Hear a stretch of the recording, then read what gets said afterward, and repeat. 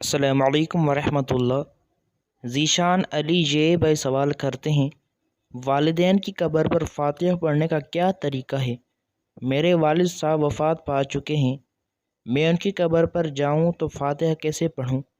اس میں رہنمائی فرمائیں۔ بہت سارے لوگ ایسے ہیں جو اس وجہ سے اپنے مرحومین کی قبر پر نہیں جاتے، وہ یہ کہتے ہیں کہ میں فاتحہ پڑھنے کا طریقہ نہیں معلوم کہ فاتحہ کیسے پڑھتے ہیں۔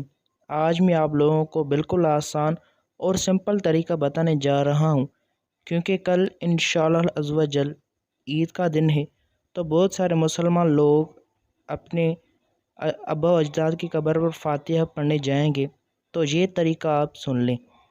آپ اپنے مرحومین کی قبر پر فاتحہ کیسے پڑھیں، لیکن سب سے پہلے یہاں پر ایک بات عرض کرنا چاہتا ہوں کہ بہت سارے لوگ کیا کرتے ہیں کہ جب قبرستان جاتے ہیں تو وہاں پر جا کر قبروں کی بے حرمتی کرتے ہیں، یعنی اگر کسی عزیز کی قبر قبرستان کے درمیان میں ہے اور راستہ نہیں ہے تو وہ قبروں کے اوپر سے چڑھتے ہوئے یعنی دیگر قبروں کو روندتے ہوئے وہاں پر پہنچتے ہیں۔ یہ سراسر غلط ہے۔ اگر تو راستہ ہے آپ کے مرحومین کی قبر تک جانے کا پھر تو آپ جائیں، لیکن اگر راستہ نہیں ہے تو دیگر قبروں کو روند کے ان کے اوپر چڑھتے ہوئے وہاں تک پہنچنا یہ غلط ہے۔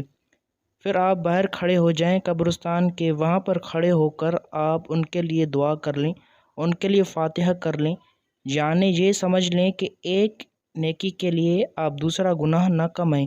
ایک نیکی کے لیے آپ جا رہے ہیں فاتحہ کے لیے، اور دوسری طرف اپنے سر گناہ لے کر آ رہے ہیں دوسری قبروں کی بے حرمتی کر کے، تو اس سے بچیں۔